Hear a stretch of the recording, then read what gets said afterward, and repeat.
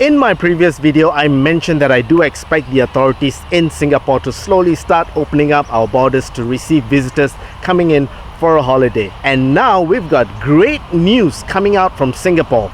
Vietnam and Australia, excluding Victoria State, will now join New Zealand and Brunei as the group of countries from which visitors can arrive in Singapore for a holiday. And in this video, we're going to run through what you need to know, do, and get you guys prepared for a great time in Singapore.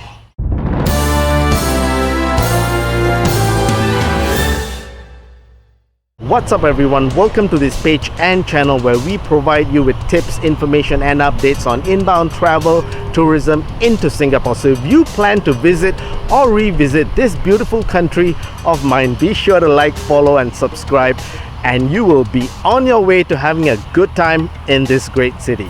As we get started, let's answer a couple of big questions that you might have.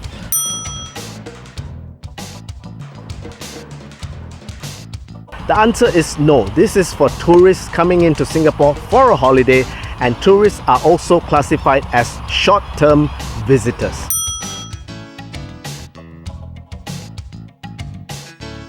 The answer is no. However, you do have to take the test upon arrival in Singapore.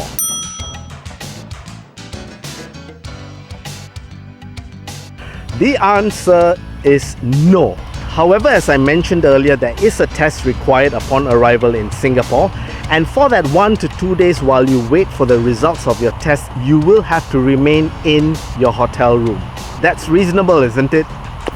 Also, do take note that for the arrivals coming in from Vietnam and Australia, excluding the state of Victoria, the effective date will be from 8th October 2020 onwards. And the contents of this video covers inbound travel into Singapore and not the other way around. Also, this has to be a direct flight in from Vietnam or Australia. You could be a citizen, a resident, or even a tourist. As long as you've remained in Australia or Vietnam for 14 days, you're good to come here and enjoy.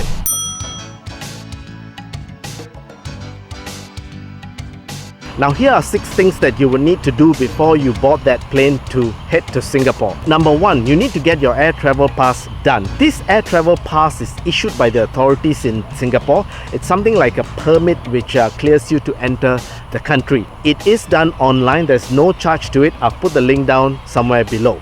Number 2, you would need a visa if the passport that you currently hold requires a visa to enter Singapore. Number 3, you would need to get your arrival card done prior to your departure. The link is down somewhere below. There's no charge to it. However, do take note that you will have to submit your travel history and health declaration in it as well.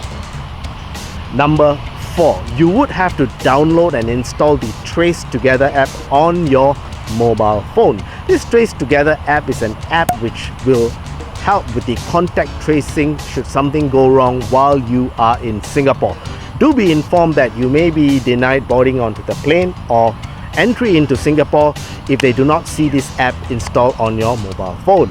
Number 5, you will have to pre-book your accommodation for that 1 to 2 days while you await for the results of your test. What I'm going to recommend that you do is go take a look at the link I've put below from the Singapore Hotel Association. There is a range of hotels that you can choose to do this. Do the booking for your entire stay in Singapore from one of those hotels, of which the first 1 to 2 days you will be required to be in your room. I've had a look at the hotels. They do cover a very wide range of budget and they're all in pretty good location. And finally, number 6. Now this is not mandatory, but I am also recommending that you register and pre-book for your tests before you depart. The cost of this would be Singapore $300 and it can be done online. Again, the link is down somewhere below. Once you arrive in Singapore, you will have to take the test, upon which after you're cleared, you're required to head straight to the hotel in a private mode of transportation. Now taxis do fall into this category, so what I'm going to suggest you do is just head straight to the taxi stand, hop on a taxi and get to your hotel. Once the results of your tests are out and it's negative, which means you're good, then what I would like to say is welcome to Singapore. You are good to go and enjoy the city. Our tourist attractions, they're all open. Our dinings, they're all open. The malls, they're all open. Alcohol related entertainment will have to close at 10:30 p.m. at this point in time.